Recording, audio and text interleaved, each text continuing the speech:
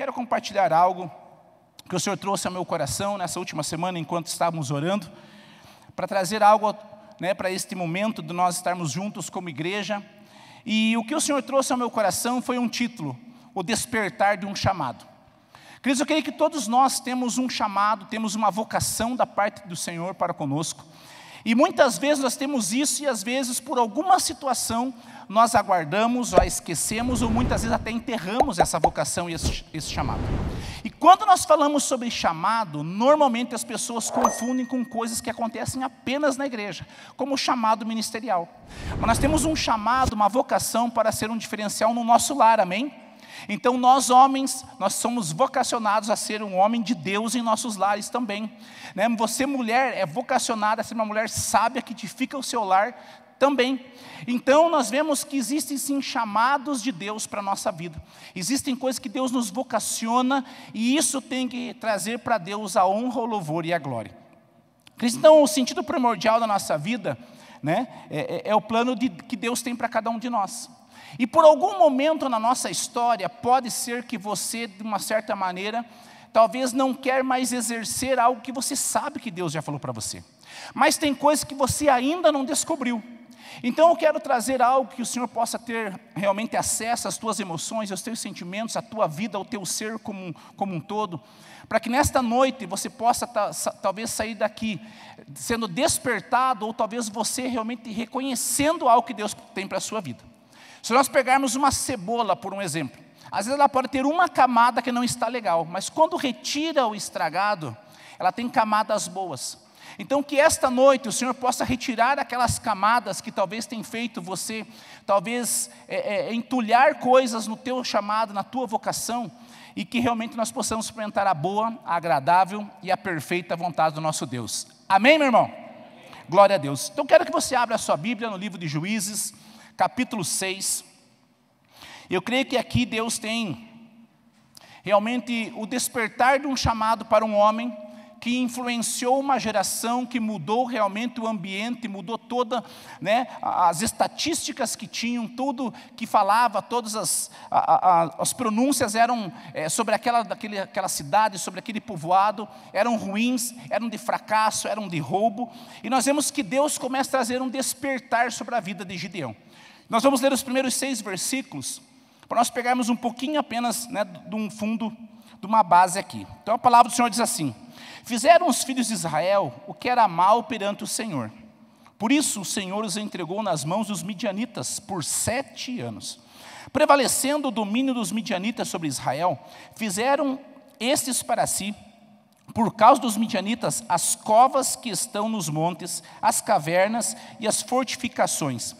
Porque cada vez que Israel semeava, os midianitas e os amalequitas, como também os povos do Oriente, subiam contra ele. E contra ele se acampavam, destruindo as produções da terra até a vizinhança de Gaza, e não deixavam em Israel sustento algum, nem ovelhas, nem bois e nem jumentos, pois subiam com os seus gados e tendas e vinham como gafanhotos, em tanta multidão que não se podiam contar, nem a eles, nem aos seus camelos, e encontravam na terra para destruir. Vamos só ler só até aqui. Que a gente vê aqui que Deus era um Deus que realmente tinha feito tantas coisas, mas nesse contexto nós sabemos que o servo de Deus, Josué, já havia morrido. A referência do povo de liderança havia morrido, então eles estavam realmente além daquilo que talvez eles podiam experimentar em Deus. E a Bíblia diz que o povo de Deus fez algo que era ruim aos olhos de Deus. Por isso a Bíblia fala que o Senhor permitiu que eles ficassem nas mãos dos midianitas durante 7 anos. O que é interessante é que a Bíblia fala que os midianitas e os inimigos do povo de Deus, todos os anos eles subiam contra esse povo, que eles tinham um ano anterior semeado, tinham plantado, tinham feito tantas coisas, mas na época da colheita, na época deles poderem talvez comercializar, talvez ter no mínimo o sustento básico para a sua família, os midianitas vinham, roubavam tudo que eles tinham e ainda acabavam de destruir aquilo que tinha sobrado. Então nós vemos aqui um contexto de um povo que tinha se afastado e todas as vezes acontecia algo cíclico na vida deles. A Bíblia diz que todos os anos. Ou seja, nós vemos aqui que dentro desse contexto, nós vemos que eles durante os 7 anos, eles semeavam algo, e eu não sei se alguém aqui já teve alguma experiência na sua vida de semear alguma coisa. Querido, e a expectativa de quem lança uma semente na terra é vê-la crescer e produzir frutos. Queridos, e o que eles tinham aqui é que todos os anos eles semeavam algo com o intuito de ver algo crescer, de ver algo prosperar e frutificar. E o que acontecia totalmente ao contrário. O que acontecia, a Bíblia está dizendo que eles eram roubados, eles eram frustrados, e todos os sonhos que talvez aqueles que plantavam mais, falavam, o que sobrar da minha plantação, da minha colheita, eu vou vender e ter algo melhor para a minha família, era fracassado esses planos.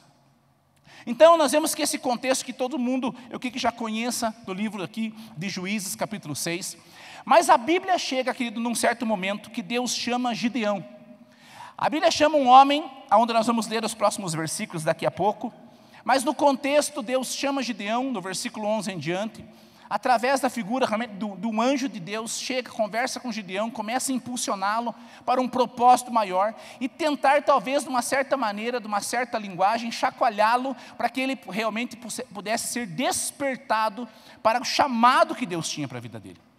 Então, quando nós começamos a ver todo esse contexto, aqui de Juízes capítulo 6, nós vemos que Gideão foi chamado, e eu vou estar lendo do versículo 11 em diante, alguns versículos, para que nós possamos realmente construir isso que o Senhor quer fazer em nosso meio essa noite como palavra. Então veio o anjo do Senhor, e sentou-se debaixo do carvalho, que está em Ofra, que pertencia a Joás, a Biesrita, e Gideão, seu filho, estava malhando o trigo no lagar, para pôr a salvos dos midianitas. Perceba que depois vamos falar sobre esse versículo. A Bíblia está falando que Gideão estava malhando trigo no lagar. Normalmente se malhava trigo num lugar mais aberto, e o lagar era feito para as uvas. Mas nós voltaremos aqui mais no final. Versículo 12. Então o anjo do Senhor lhe apareceu e lhe disse, o Senhor é contigo, homem valente. Em outras versões, homem corajoso. E ele responde, ai Senhor, se o Senhor é conosco, por que nos sobreveio tudo isso? E por que é feito, o que é feito das maravilhas que nossos pais nos contavam, dizendo, não nos fez o Senhor subir do Egito?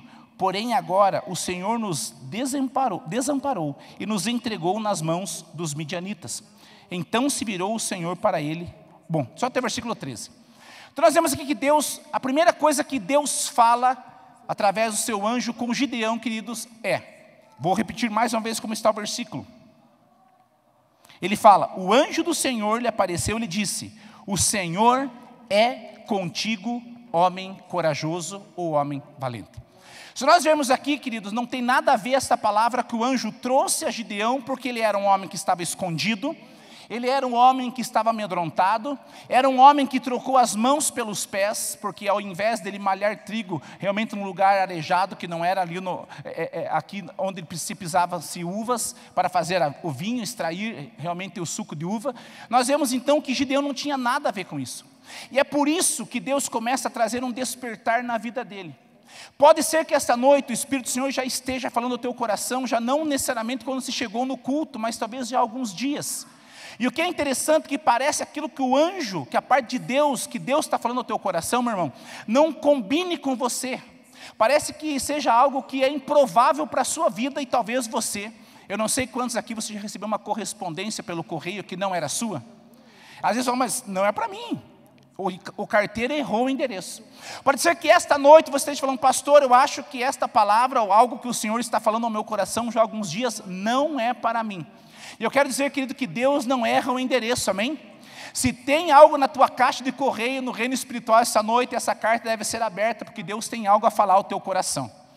Então, quando nós vemos aqui esse primeiro momento, a primeira coisa que acontece, para realmente acontecer esse despertar, que realmente nós só podemos desfrutar daquilo, querido, que realmente nós compreendemos. E é por isso que Gideão só poderia desfrutar daquilo de Deus, porque ele tinha que compreender o que Deus tinha para ele. A primeira coisa então que nós estamos falando é que o anjo fala para ele que Deus realmente quer fazer com que ele o Senhor é contigo, homem valente. Querido, quando a Bíblia está falando sobre valentia, sobre ser corajoso, para mim o que Deus está querendo falar para ele é restaurar um valor a qual ele acha que foi perdido. Há um tempo atrás, algumas semanas atrás, eu estava no meu restaurante ali, e eu estava no caixa e chegou uma pessoa e pediu uma marmita. Ele estava com o dinheiro bem amassado e o dinheiro bem suado na palma das suas mãos. E quando eu falei o valor e ele veio fazer o pagamento, o que ele disse para mim é: me desculpe porque esse dinheiro está totalmente amassado e sujo. Eu falei para ele: não se preocupe, porque essa cédula, ela não perdeu o seu valor. O que o diabo quer fazer contra mim, contra você, querido, muitas vezes, é que algum momento da nossa história, pode ser que nós nos encontramos, talvez amassados e um pouco sujos. Mas para Deus, querido, pode ser que para os homens não, eles vão olhar realmente o exterior. Mas para Deus, queridos, nós não perdemos o valor a qual Ele depositou em nossa vida. Amém? Aqui, talvez tem muitas pessoas que você poderia ser um patrocinador talvez de um time de futebol, alguma coisa assim. Na teoria, se você tem dinheiro, você não patrocina um time que está na 3ª, 4ª, 5ª divisão. Você patrocina um time que tem referência e está vencendo, ou tem probabilidade de vencer. E se Deus que entregou Jesus em meu e em teu lugar, é porque Ele acredita no projeto chamado você. Amém?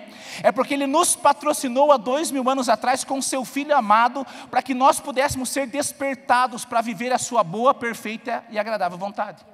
Então é por isso que eu vejo que a primeira coisa que a parte de Deus fala com Gideão, Deus quer restaurar o valor de Gideão. Querido, então ele começa a falar assim: você é corajoso. Mas, querido, quando ele fala de coragem, de valentia, não era a realidade emocional de Gideão. Mas por que ele está falando, você é corajoso? Porque eu creio que Deus está falando, você é corajoso porque você tem uma palavra minha ao teu respeito. E é esta coragem que você tem que ter, de acreditar naquilo que eu estou falando e não daquilo que você está vivendo. Pode ser que hoje, o que você está vivendo, que não tem nada a ver com um projeto de sucesso que um dia você sonhou para você. Mas quando nós somos corajosos em meio aos nossos medos, mas corajosos naquilo que Deus tem, querido, algo começa a mudar. E as camadas erradas, machucadas e estragadas, elas tendem a sair. E algo da parte de Deus começa a revelar algo no nosso coração. E qual é essa revelação? O nosso chamado. O chamado de sermos homens melhores hoje do que ontem.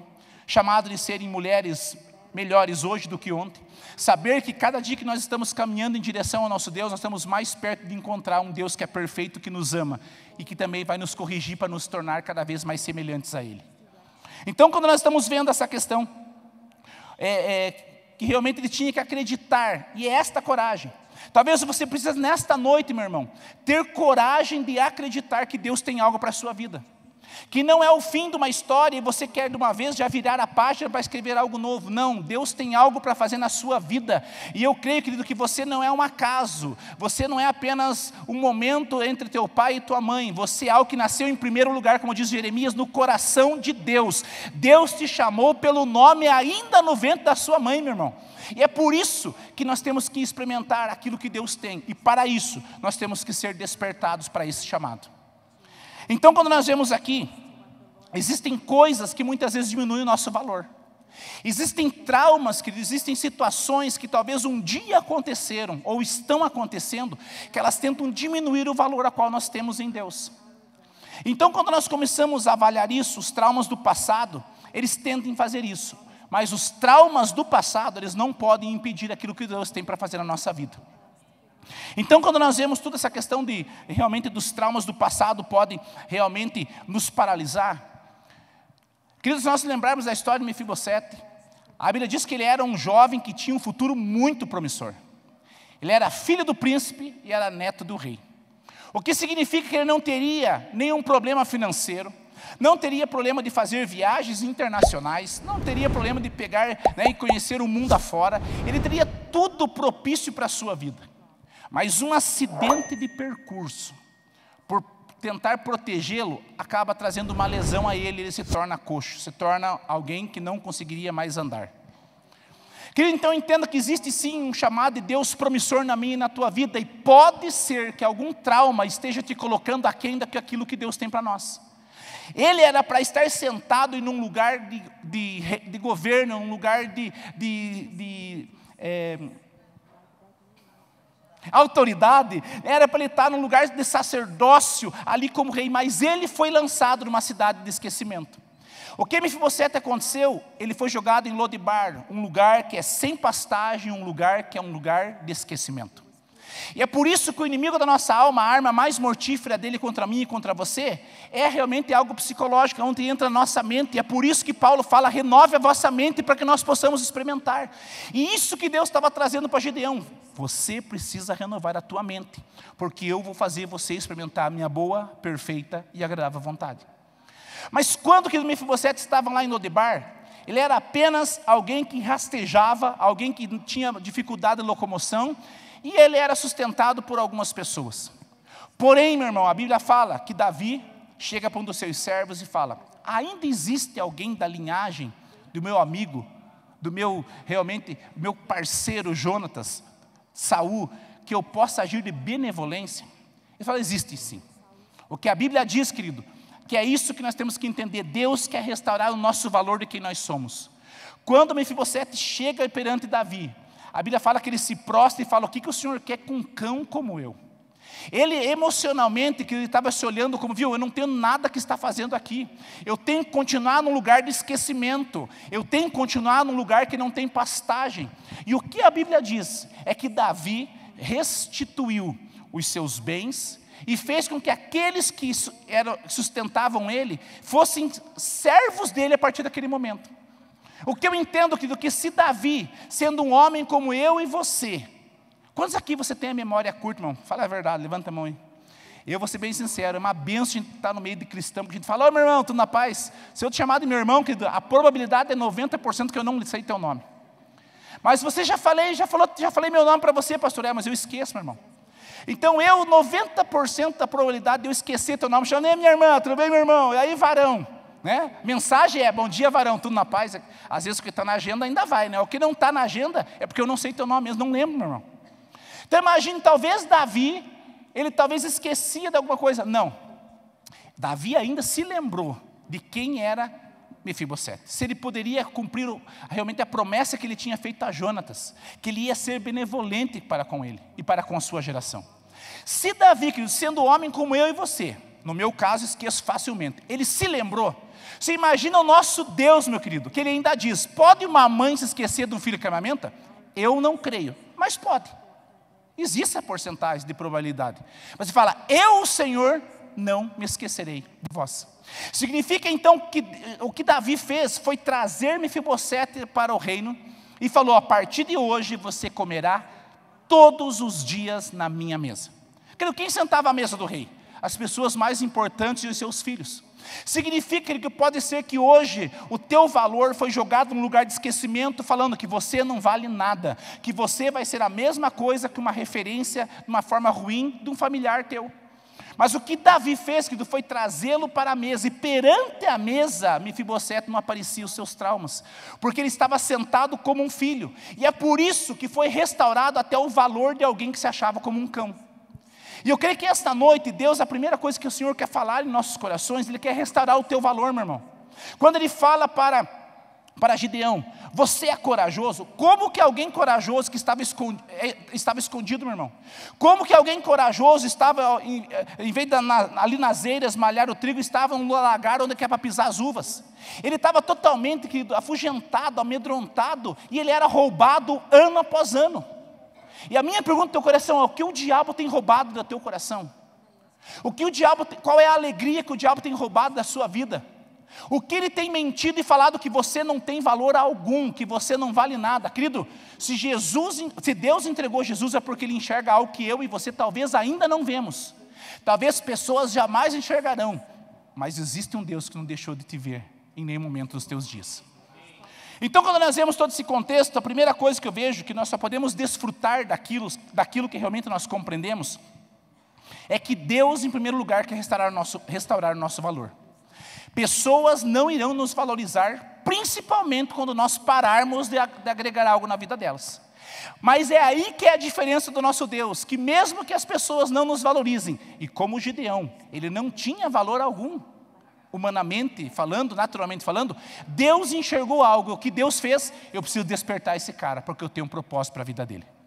Talvez esta noite o Senhor quer despertar-nos, porque Deus enxerga um valor na minha e na tua vida. Pode ser que você, mulher, não tenha afirmação do teu esposo, e você se sente como alguém que apenas faxina e tem que fazer a comida na hora certa. E pode ser que ele não vai te elogiar a partir dessa noite igual, mas existe um Deus que vê que você faz as coisas como nós devemos fazer, como todas as coisas fossem para com o Senhor. Então nós vemos que a primeira coisa, ele está falando sobre valor. Ele quer restaurar aquilo que nós temos, aquilo que nós somos, aquilo que Deus nos chamou, a tua vocação de ser um diferencial onde quer que nós estejamos. A nossa vocação e o nosso chamado não para sermos cristãos são aqui na igreja, mas onde quer que nós estejamos, nós não viemos negociar propósitos. Lembre-se, o mundo tentou negociar com Moisés, mas Moisés preferiu ser chamado não quis mais ser chamado de filho da filha de Faraó, porque ele sabia, porque ele não negociou. Ele não fez com que o seu chamado fosse negociado, porque ele sabia que ele tinha um propósito. Ele escolheu continuar a sofrer como o povo de Deus, porque ele sabia qual era o propósito dele. E a minha oração ao teu coração é que nessa noite, cada um de nós possamos sair daqui, no mínimo, com uma nitidez maior do que a qual nós chegamos aqui. Como talvez aquelas televisores antigos, que alguns aqui vão entender bem o que eu estou falando. Quem não usou um bombril na antena de televisão antigamente, meu irmão?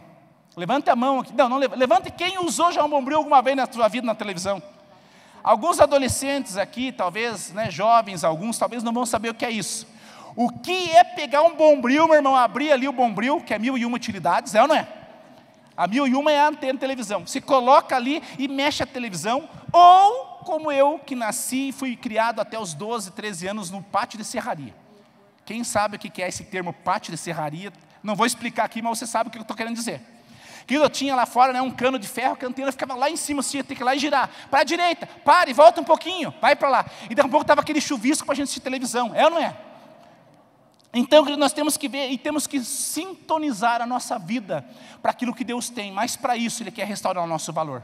É para isso que Deus realmente quer fazer com que os traumas do passado não venham nos impedir o chamado que Deus tem para hoje e para que realmente até o tempo que Ele tem determinado para as nossas vidas. Amém? A segunda coisa que eu vejo nesse texto é que no versículo 14 a Bíblia fala: então se virou o Senhor para ele e disse: vai na tua força e livra Israel da mão dos midianitas. Porventura não te enviarei eu? E ele disse: ai, Senhor meu, como livrarei Israel? Eis que a minha família é a mais pobre em Manassés, e eu o menor da casa de meu pai. Veja, querido, que parece que tudo que o anjo fala é mentira. E se nós só analisássemos o texto sem conhecer Deus, nós falávamos, viu, o anjo errou o endereço mesmo. Primeiro falou que era corajoso, agora falou, vai na tua força. Que força, meu irmão? Ele não tinha nada, mas Deus não estava falando na força do próprio braço, até porque Deus fala, maldito homem confia na força do próprio braço. O que Deus está falando, eu vou ler mais ou menos o versículo 14. Então se virou o Senhor para ele e disse: vai na tua força e livra Israel das mãos dos midianitas, vírgula, porventura não te enviarei eu?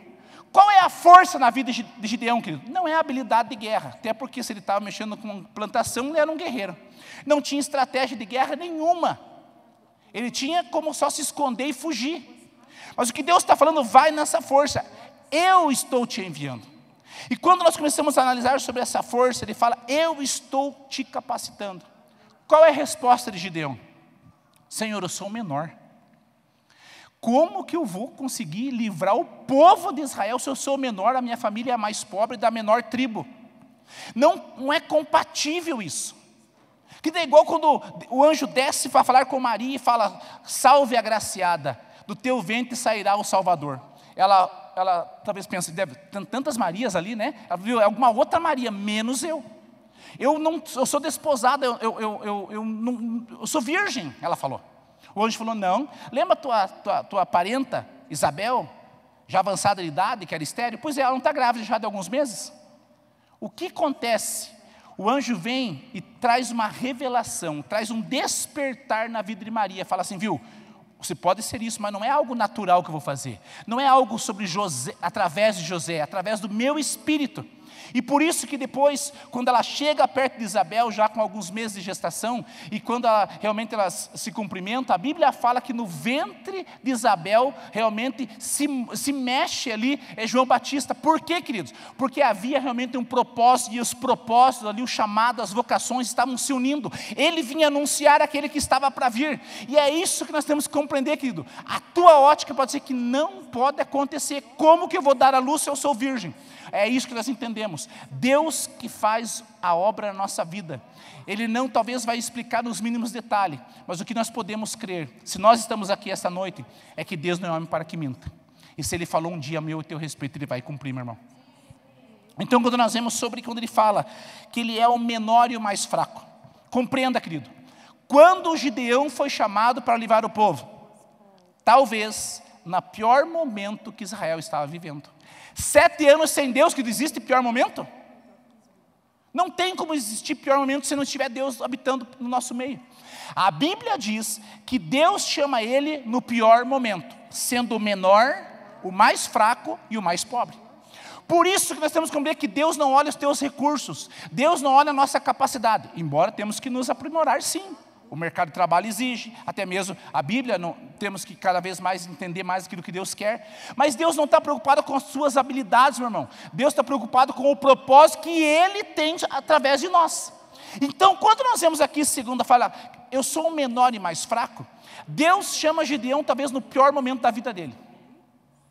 E talvez você fala, pastor, mas eu não vou pedir para você levantar a sua mão, só para você refletir. Quantas vezes você já recebeu uma palavra de Deus sobre a tua vida? Sobre o teu chamado no trabalho, em tantas outras coisas, que Deus já falou para você, através de pessoas, Deus falou isso ao teu respeito. Na hora, normalmente, a gente recebe com quebrantamento, porque sabe que é Deus falando, que a gente tem orado. E talvez ainda não se cumpriu, meu irmão. Quer que eu diga algo? Quando Deus se arrepende de pôr Saul no trono, a Bíblia diz que Deus fala para Samuel, vai até a casa de um homem que eu vou te mostrar, e lá você vai ungir o seu filho, o próximo rei.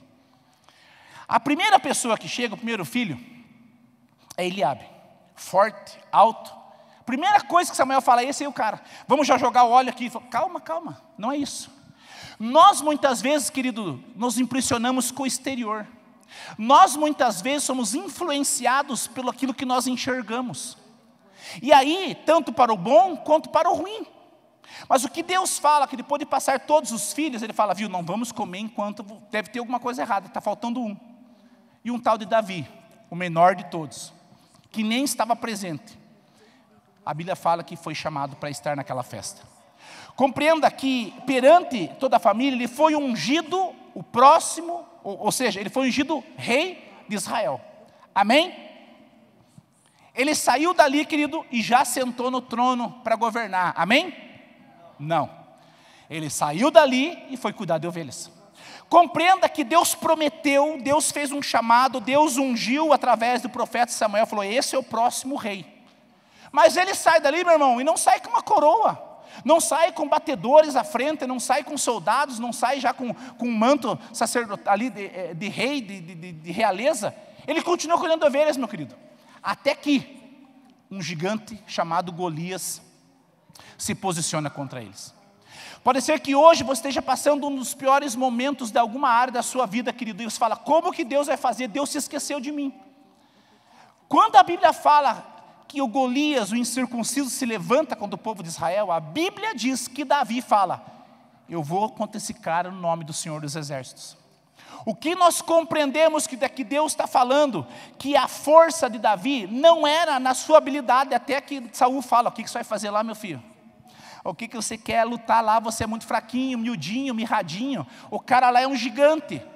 O que Saul tenta fazer, querido, viu, não quer pegar minha armadura? Alguém já usou uma roupa maior do que você usa, querido, do teu número? Alguém já colocou um tênis, alguma coisa?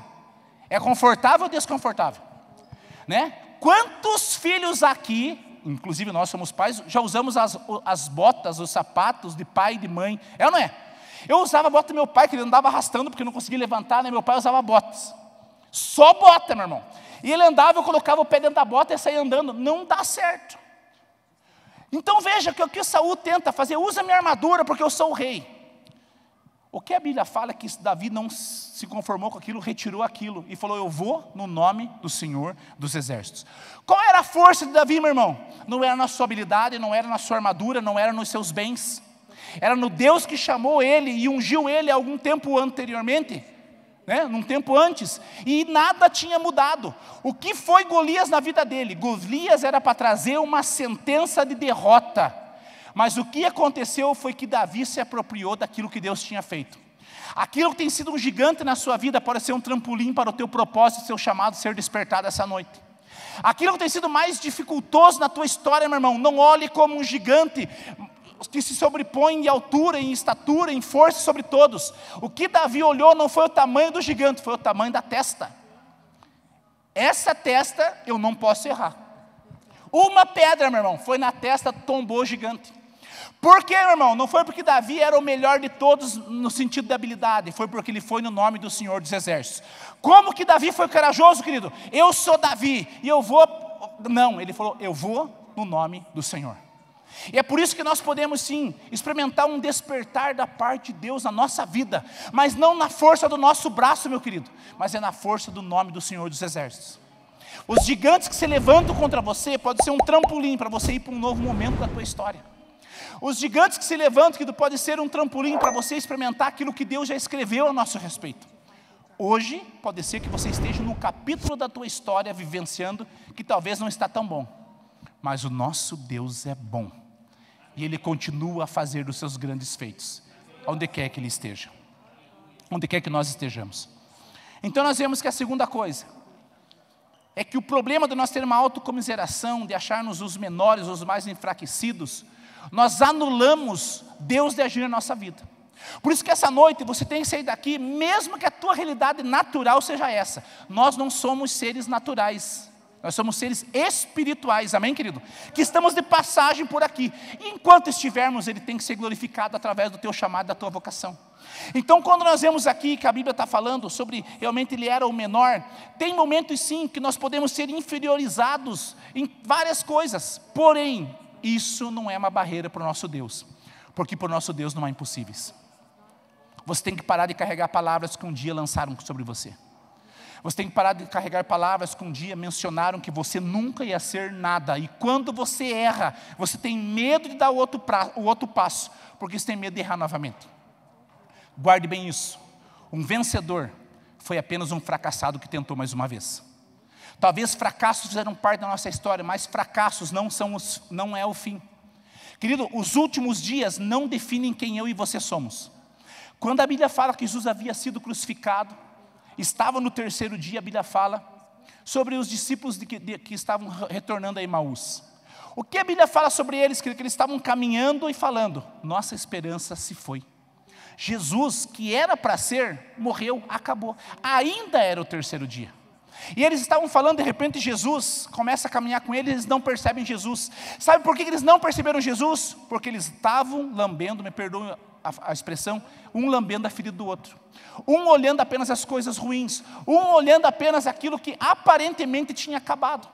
E Jesus caminhava com eles, e talvez hoje, meu irmão, você fala: essa noite vai ser a última que eu vou para o culto, porque eu não vejo mais Deus cuidar de mim. Talvez você não está percebendo Ele andando do teu lado, porque talvez você está falando apenas dos acontecimentos dos últimos dias. Os últimos dias Jesus tinha sido crucificado. Mas no passar desse contexto bíblico, a Bíblia fala quando Jesus foi convidado a ceiar com eles, a lanchar com eles, a Bíblia fala que Jesus partiu o pão, e quando partiu o pão, a Bíblia diz que os olhos daqueles discípulos foram abertos.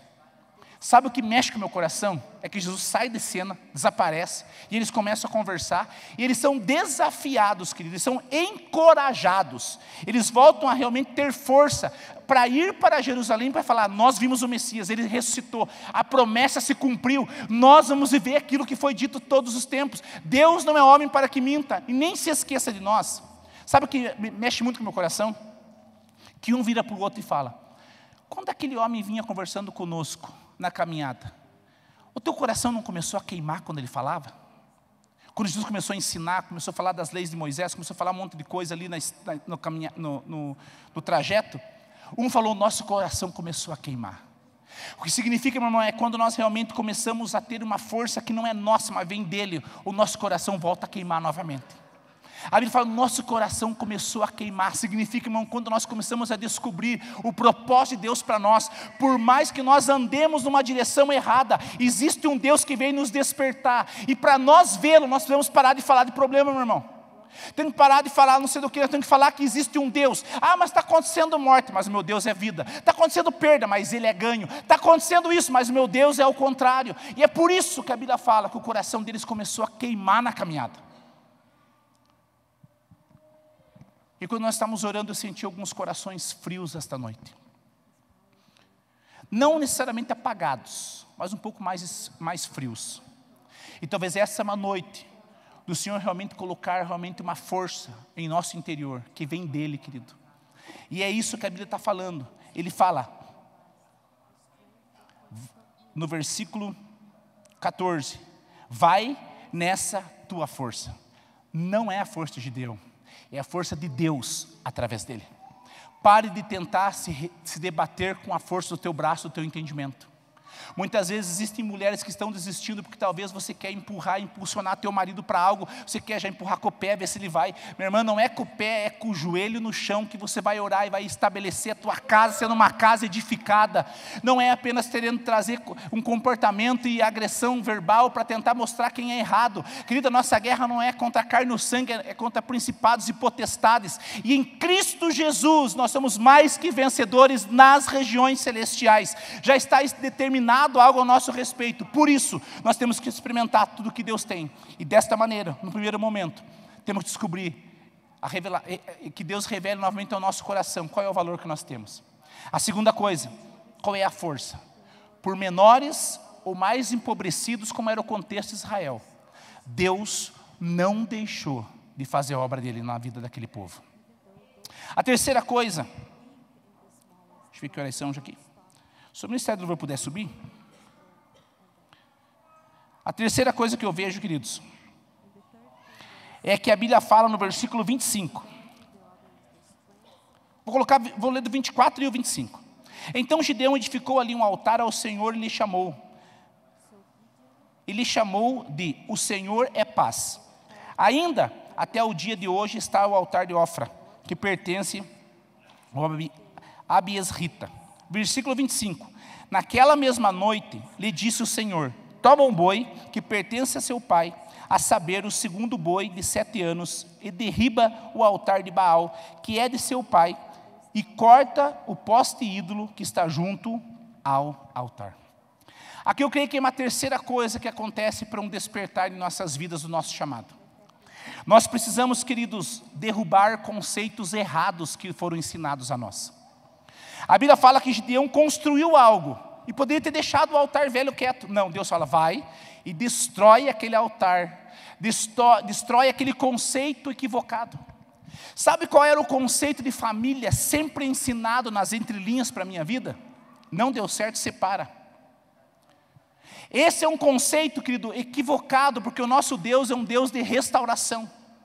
O nosso Deus é um Deus que, para a nossa ótica, é recomeços. Para Ele, é a continuação de uma história perfeita. Porque Ele não errou ao meu e teu respeito. Então, quando nós vemos aqui que a terceira coisa que a Bíblia fala é que Gideão, ele derrubou os altares com o seu pai, que a sua geração que tinha ensinado algo, estava equivocado. As mulheres aqui, talvez, que você tem filho, já teve filho, as mais antigas ficavam 40 dias sem levar o cabelo. Não levante a mão, minha irmã. Mas eu tenho certeza que tem muito. Não, mas Deus o livre, não posso lavar o cabelo. Estava aquele cabelo que você acha que você ia olha para tudo que é lado, né, irmã? Estava oleoso o cabelo, principalmente que tem o cabelo mais fino. Hoje em dia o médico já fala, né, viu? Passou aquelas horas que eu não sei quantas horas são necessárias, né, para já tomar o primeiro banho, vai tomar o cabelo, vai lavar o cabelo, tá, não toma vento, tem que se cuidar, né, mas vai lavar o cabelo, vai se, né, se perfumar, vai se ajeitar aí. Qual era o conceito antigo? Você tem que ficar quietinha, não tendo um cheiro talvez tão agradável do seu cabelo, fique jogado ali igual, né, um negócio. Não, se arrume. Porque o que Deus está falando? Que Ele quer realmente mudar um conceito, para que o valor da mulher, que talvez passou ali algumas horas ali, né, de sofrimento de um parto normal, de contrações, mas a alegria de ver o filho nos braços se sobrepõe a qualquer dor. É isso que Deus está falando. Precisamos derrubar conceitos errados, querido. E sabe qual foi o conceito que talvez, perceba qual foi o conceito que talvez foi ensinado algo a você? O que foi ensinado sobre casamento para você? Tem pessoas que erraram no casamento e muitas vezes é ensinado que homem nenhum vale nada. Alguém já escutou isso? Levanta a mão quem escutou. Homem nenhum vale nada. Levanta a mão quem já escutou. Tem pouquinha gente. Então agora eu vou falar para você. Tem gente que diz que homem nenhum vale nada. Quantos já escutou esse ditado? Agora levanta a mão. Todo mundo já escutou. Amém. Que isso é mentira do diabo. Que um homem que teme a Deus, o temor a Deus é princípio de sabedoria. Tem homem sim que pode falhar, como mulher pode falhar, qualquer um de nós somos suscetíveis à falha. Porém, nós valemos sim, quando nós conhecemos a Deus. Quantos homens curva de rio tem aqui, meu irmão, que era no passado curva de rio? Curva de rio é aquele tranqueira, né, que fica tudo a sujeira. Quantos aqui, levanta a mão, só eu? Ah, teve mais a um. Quantos que era tranqueira, curva de rio? Por que a gente vai melhorando? Aos pouquinhos, alguns um pouquinho mais, e tem muita coisa a melhorar. Porque entrou um tal de Jesus na nossa vida. É aí, querido, que Deus começa a mudar os conceitos. Qual era o meu conceito? Tenho que beber, tenho que impor respeito, tenho que trazer medo às pessoas, andei armado, fui preso algumas vezes. Esse era um conceito. Até que um dia as pessoas falaram: você é filho de fulano, irmão de ciclano? Eu falei: sim, eu convertido já. Aquilo às vezes massageava meu ego, porque o meu pai, ele era um cara complicadinho, as pessoas tinham medo dele. A minha família do lado do meu pai era bem complicada. Até que um dia eu falei: Deus, eu não quero mais ser conhecido como filho do meu pai, com esse conceito. Eu quero ser conhecido como filho de Deus, com um outro princípio. Querido, até hoje eu tenho lutado com muitas coisas que às vezes afloram na hora do sangue quente, algumas coisas, e a gente talvez não vai conseguir ser perfeito. Mas existe um Deus que é perfeito e Ele quer mudar conceitos na nossa vida. Não interessa como se foi ensinado, existe um Deus que Ele quer nos ensinar dia após dia a viver propósitos e chamados. E em último lugar, queridos, versículo 34. Nós conseguimos projetar aqui? Versículo 34, para nós lermos juntos. Então, vamos ler juntos, querido. Então, o Espírito do Senhor apoderou-se de Gideão, e ele, com toque de trombeta, convocou o Abisritas para segui-lo. Então, o Espírito do Senhor. Perceba que o que a Bíblia está falando aqui, que Gideão não saiu ali sendo o melhor exímio com espadas. O que a Bíblia diz que Deus se apoderou dele. E por causa do Espírito de Deus na vida dele, algo começou a mudar. Não é de algo natural que se coloca apenas no intelecto. É algo que flui de dentro para fora. E o que a Bíblia diz, querido, é que Jesus, quando foi batizado, foi afirmado: meu filho amado. A Bíblia diz que Jesus, cheio do Espírito, foi ao deserto. Por que Jesus venceu o deserto? As tentações. Porque Jesus estava cheio do poder de Deus, cheio do poder do seu Pai, do Espírito Santo de Deus sobre a vida dele. O que eu entendo, querido, que a Bíblia fala que Gideão soprou uma corneta, soprou realmente um chifre, um chofar, e ele anuncia algo novo, querido. O que é interessante no tempo da guerra é que eles sopravam, né, uma corneta com chifres de chifres, e o que significava? Estava chamando a atenção de todos: é tempo de guerra. Por que guerra, meu irmão? Porque queremos mudar a realidade que nós estamos vivendo. Chega de viver, toda vez que eu tento ser feliz, vem algo e rouba a minha alegria. Toda vez que eu tento ser vencedor, vem algo e rouba a minha vitória.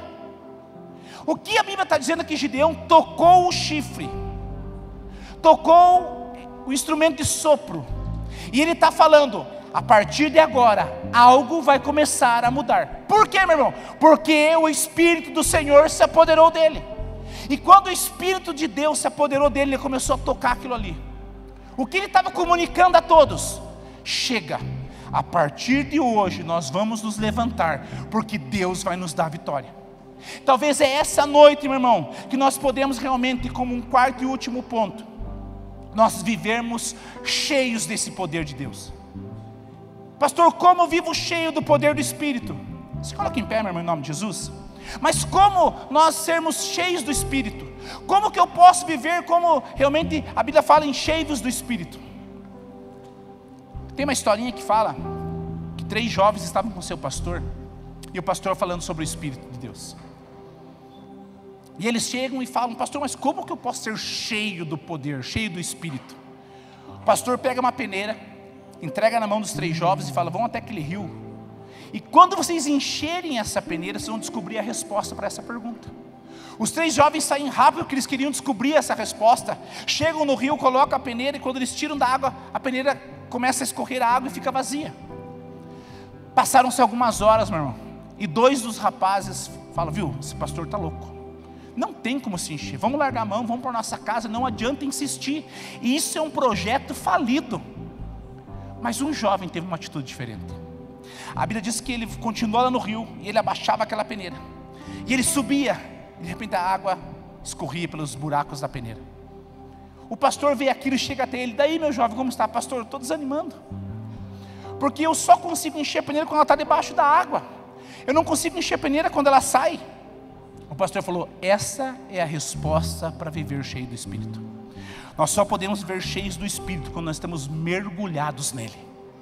Querido, quando nós saímos da presença dele, nós esquecemos quem nós somos. Quando nós saímos da presença dele, a nossa vocação é deixada de lado, e nós vamos para um lugar de esquecimento, como foi Mefibosete. Mas quando nós estamos vivendo mergulhados em Deus, querido, algo começa a transformar a nossa história. Aquilo que é uma luta que você não consegue vencer, existe um Deus que te faz ser mais que vencedor. E que essa noite a minha oração, algo que o Senhor trouxe ao meu coração ontem para compartilhar hoje com vocês, é que realmente nós vamos despertar para o chamado que Deus tem para nós. O chamado no teu trabalho, a vocação onde quer que você esteja. É aí que uma igreja vai ser relevante. Não é apenas o tamanho de uma igreja, é a profundidade que ela vive em Deus. Nós iremos daqui a alguns meses para um lugar maior, e vai ser uma bênção, amém? Você pode dar uma glória a Deus? Mas não é o tamanho que nós podemos contar, é a profundidade que não se vê. Que Paulo fala: largura, comprimento e altura, isso se mensura, mas profundidade não tem como saber. E é essa profundidade, meu irmão, que nós podemos experimentar em Deus, e um despertar do Espírito vir sobre nós, e nós começar a mudar a nossa história. Estamos num ano tão especial, que é um ano político, que não é apenas um voto ou opção, mas é um propósito de Deus, e nós temos que, como igreja, começar a declarar algo novo em nossa nação. A nossa nação é do Senhor Jesus. Não importa quais são os planos do diabo, Deus é mais que vencedor, e Ele nos faz ser herdeiros e co-herdeiros em Cristo Jesus. O Ministério do Louvor vai ministrar o Senhor por alguns minutos. Eu quero que você fique à vontade, sem nenhuma direção da minha parte, daquilo que Deus falou ao teu coração. Talvez essa noite valores têm que ser realmente voltados a serem como uma joia, precisa ser polida. A minha aliança, eu estou há 17 anos casados, já mandei polir algumas vezes, porque o dia a dia desgasta e fica ofuscada. Talvez essa noite você permitiu o Senhor te polir, para que nós voltemos a brilhar a luz de Cristo em nossa vida.